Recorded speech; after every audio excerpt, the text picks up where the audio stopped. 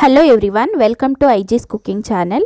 ಈ ವಿಡಿಯೋದಲ್ಲಿ ನಾವು ಎಗ್ ರೈಸನ್ನು ಯಾವ ರೀತಿಯಾಗಿ ಸಿಂಪಲ್ಲಾಗಿ ಮನೇಲಿ ಮಾಡ್ಕೊಳ್ಬಹುದು ಅಂತ ತೋರಿಸ್ಕೊಡ್ತಾ ಇದ್ದೀನಿ ನೋಡಿ.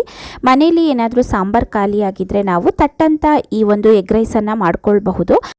ಇದನ್ನು ಹೇಗೆ ಮಾಡೋದು ಅಂತ ನೋಡೋಕ್ಕಿಂತ ಮುಂಚೆ ಇನ್ನೂ ಯಾರೆಲ್ಲ ಚಾನಲನ್ನು ಸಬ್ಸ್ಕ್ರೈಬ್ ಮಾಡದೆ ನೋಡ್ತಾ ಇದ್ದೀರಾ ದಯವಿಟ್ಟು ಚಾನಲನ್ನು ಸಬ್ಸ್ಕ್ರೈಬ್ ಮಾಡ್ಕೊಳ್ಳಿ.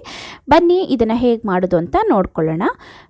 ಗ್ಯಾಸ್ ಮೇಲೆ ಈ ರೀತಿ ಒಂದು ಪ್ಯಾನನ್ನು ಇಟ್ಕೊಂಡಿದ್ದೀನಿ. ಪ್ಯಾನಿಗೆ ಒಂದು 4 ಚಮಚದಷ್ಟು ಎಣ್ಣೆನ ಹಾಕ್ಕೊಳ್ಬೇಕು. ಎಣ್ಣೆ ಚೆನ್ನಾಗಿ ಕಾಯಬೇಕು. ನಂತರ ಒಂದು 4ರಿಂದ 5 ಚಕ್ಕೆ ಪೀಸ್ಗಳನ್ನ ಹಾಕ್ಕೊಳ್ತಾ ಇದ್ದೀನಿ ನೋಡಿ. ಈ ರೀತಿಯಾಗಿ ಹಾಕ್ಕೊಳ್ಬೇಕು. ನಂತರ ಒಂದು 8ರಿಂದ 10 ಎಸಳು ಬೆಳ್ಳುಳ್ಳಿಯನ್ನು ಈ ರೀತಿ ಚಿಕ್ಕದಾಗಿ ಕಟ್ ಮಾಡಿ ಹಾಕ್ಕೊಳ್ತಾ ಇದ್ದೀನಿ. ಬೆಳ್ಳುಳ್ಳಿ ಕಲರ್ ಚೇಂಜ್ ಆಗೋ ತನಕ ಚೆನ್ನಾಗಿ ಇದನ್ನು ಬೇಯಿಸ್ಕೊಳ್ಬೇಕಾಗತ್ತೆ. ಬೆಳ್ಳುಳ್ಳಿ ಅದು ಫ್ಲೇವರ್ ಎಲ್ಲ ಬಿಟ್ಕೊಳ್ಬೇಕು ಎಣ್ಣೆಗೆ. ಅಲ್ಲಿ ತನಕ ನಾವು ಇದನ್ನು ಚೆನ್ನಾಗಿ ಬೇಯಿಸ್ಕೊಂಡು ತೊಗೊಳ್ಬೇಕಾಗತ್ತೆ ನೋಡಿ. ಬೆಳ್ಳುಳ್ಳಿ ಸ್ವಲ್ಪ ಕಲರ್ ಚೇಂಜ್ ಆಗಿದೆ. ಈಗ ಒಂದು 2 ಈರುಳ್ಳಿಯನ್ನು ಮೀಡಿಯಮ್ ಸೈಜ್ದು ಹಾಕ್ಕೊಳ್ತಾ ಇದ್ದೀನಿ ನೋಡಿ. ಈರುಳ್ಳಿಯನ್ನು ಚೆನ್ನಾಗಿ ಬೇಯಿಸ್ಕೊಳ್ಬೇಕಾಗತ್ತೆ. ಇದನ್ನು ನಾವು ಬಹಳ ಬೇಗ ಮಾಡ್ಕೊಳ್ಬಹುದು. ಮನೇಲಿ ಏನಾದರೂ ಸಾಂಬಾರು ಖಾಲಿಯಾಗಿದ್ದರೆ ಮಾಡ್ಕೊಳ್ಬಹುದು ಬೇಗ ಇದನ್ನು, ಅಥವಾ ಬೆಳಗ್ಗೆ ತಿಂಡಿಗೂ ಮಾಡ್ಕೊಳ್ಬೋದು, ನೈಟ್ ಊಟಕ್ಕೂ ಸಹ ನಾವು ಇದನ್ನು ಮಾಡ್ಕೊಳ್ಬಹುದು ನೋಡಿ. ಈಗ ಈರುಳ್ಳಿ ಸ್ವಲ್ಪ ಮೆತ್ತಗಾಗೋ ತನಕ ಬೇಯಿಸ್ಕೊಳ್ಬೇಕಾಗತ್ತೆ. ಒಂದೇ ಒಂದು ಹಸಿರು ಮೆಣಸಿನ್ಕಾಯಿನ ಈ ರೀತಿ ಚಿಕ್ಕದಾಗಿ ಕಟ್ ಮಾಡಿ ಹಾಕ್ಕೊಳ್ತಾ ಇದ್ದೀನಿ. ಇದಕ್ಕೆ ನಾನು ಅಚ್ಕಾರದ ಪುಡಿಯನ್ನು ಸಹ ಹಾಕ್ಕೊಳ್ಳೋದ್ರಿಂದ ಮೆಣಸಿನ್ಕಾಯಿ ಒಂದು ಮಾತ್ರ ಉಪಯೋಗಿಸ್ಕೊಳ್ತಾ ಇದ್ದೀನಿ ನೋಡಿ. ಮನೆಯಲ್ಲಿ ಇರುವಂತಹ ಇಂಗ್ರೀಡಿಯೆಂಟ್ಸ್ಗಳಿಂದನೇ ನಾವು ಈ ಒಂದು ಎಗ್ ರೈಸನ್ನು ಈಸಿಯಾಗಿ ಪ್ರಿಪೇರ್ ಮಾಡ್ಕೊಳ್ಬಹುದು. ಹಾಗೆ ಇದಕ್ಕೆ ಒಂದು ಕ್ಯಾಪ್ಸಿಕಮ್ ಇತ್ತು, ಅದನ್ನು ಚಿಕ್ಕದಾಗಿ ಕಟ್ ಮಾಡಿ ಸೇರಿಸ್ಕೊಂಡಿದ್ದೀನಿ. ಇದು ಆಪ್ಷನಲ್ಲು ಇದ್ದರೆ ಹಾಕ್ಕೊಳ್ಳಿ, ಚೆನ್ನಾಗಾಗತ್ತೆ. ಹಾಗೆ ಉಪ್ಪನ್ನು ಹಾಕ್ಕೊಳ್ತಾ ಇದ್ದೀನಿ ನೋಡಿ. ರುಚಿಗೆ ತಕ್ಕಷ್ಟು ಉಪ್ಪು ಒಂದು ಅರ್ಧ ಚಮಚದಷ್ಟು ಸೇರಿಸ್ಕೊಂಡಿದ್ದೀನಿ. ಈರುಳ್ಳಿಯನ್ನು ಬೇಯಿಸ್ಕೊಳ್ಳುವಾಗ ಮೀಡಿಯಮ್ ಫ್ಲೇಮಲ್ಲಿ ಗ್ಯಾಸನ್ನು ಇಟ್ಕೊಂಡು ನೀಟಾಗಿ ಈರುಳ್ಳಿ ಮತ್ತು ಕ್ಯಾಪ್ಸಿಕಮನ್ನು ಫ್ರೈ ಮಾಡ್ಕೊಳ್ತಾ ಇದ್ದೀನಿ ನೋಡಿ. ಈಗ ಇದಕ್ಕೆ 3 ಮೊಟ್ಟೆಗಳನ್ನು ಈ ರೀತಿ ಹಾಕ್ಕೊಳ್ತಾ ಇದ್ದೀನಿ. ಅಲ್ಲೇ ಸ್ವಲ್ಪ ಈರುಳ್ಳಿಯನ್ನು ಈ ಕಡೆಗೆ ಜಾಗ ಮಾಡಿಕೊಂಡು ಮೊಟ್ಟೆನ ಅದರೊಳಗಡೆನೇ ಹಾಕ್ಕೊಳ್ತಾ ಇದ್ದೀನಿ. ಇದನ್ನು ಸೆಪ್ರೇಟಾಗಿ ಏನೋ ಮೊಟ್ಟೆನ ಫ್ರೈ ಮಾಡಿ ತೊಗೊಳ್ಬೇಕು ಅಂತ ಇಲ್ಲ ನೋಡಿ. ಅದೇ ಒಂದು ಪ್ಯಾನಿಗೆ ಈ ರೀತಿ ಸೈಡಲ್ಲಿ ಸ್ವಲ್ಪ ಮೊಟ್ಟೆನ ಹಾಕ್ಕೊಂಡು ಮೇಲ್ಗಡೆಯಿಂದ ಚೂರು ಉಪ್ಪನ್ನು ಸಹ ಸೇರಿಸ್ಕೊಂಡೆ. ಈಸಿಯಾಗಿ ಮಾಡ್ಕೊಳ್ಬಹುದು. ಒಂದು ಅರ್ಧ ಚಮಚದಷ್ಟು ಅಚ್ಕಾರದ ಪುಡಿಯನ್ನು ಸೇರಿಸ್ಕೊಳ್ತಾ ಇದ್ದೀನಿ ನೋಡಿ. ಮೊಟ್ಟೆಯನ್ನು ತಕ್ಷಣ ನಾವು ಮುಟ್ಟಬಾರ್ದು.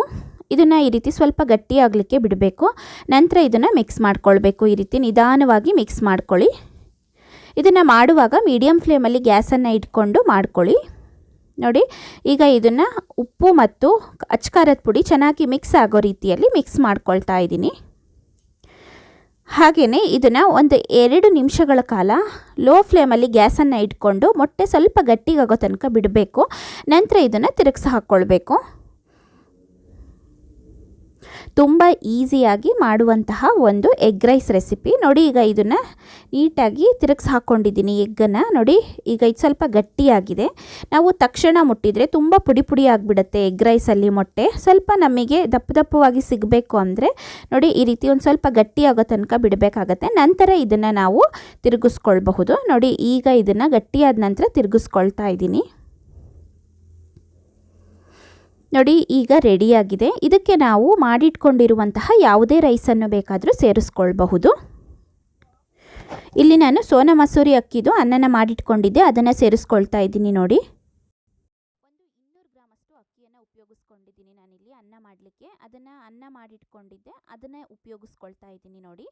ಈಗ ಇದನ್ನು ಚೆನ್ನಾಗಿ ಮಿಕ್ಸ್ ಮಾಡ್ಕೊಳ್ಬೇಕಾಗತ್ತೆ. ಇದನ್ನು ಮಿಕ್ಸ್ ಮಾಡ್ಕೊಳ್ಳೋಕ್ಕಿಂತ ಮುಂಚೆ ಇಲ್ಲಿ ನಾವು ಕಾಳು ಮೆಣಸು ಪೌಡರನ್ನು ಸೇರಿಸ್ಕೊಳ್ಳೋಣ. ನಾನಿಲ್ಲಿ ಒಂದು 1/4 ಚಮಚಕ್ಕಿಂತ ಚೂರು ಜಾಸ್ತಿ ಈ ಒಂದು ಕಾಳು ಮೆಣಸು ಪೌಡರನ್ನು ಸೇರಿಸ್ಕೊಳ್ತಾ ಇದ್ದೀನಿ.